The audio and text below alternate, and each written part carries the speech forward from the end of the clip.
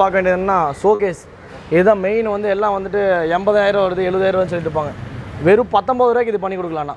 Full warmer செட்டிங்கோட full Teflon கிளாஸில் pure பீஸாக இருக்குண்ணா. பக்கா இருக்கும். புதுசு மாதிரி நம்ம ரேப்பிங் சுற்றி க்ளீன் பண்ணி கொடுத்துடலாம். அப்படி இதெல்லாம் வந்தீங்கன்னா ஷோகேஸ் இதெல்லாம் வந்து அடி வெறும் 4 ரூபாய்க்கு போடலாம்ண்ணா. புதுசு மாதிரியே இருக்கணும். ஃபுல் லைட் செட்டிங்கோட பக்காவாக பண்ணி கொடுக்கலாம்.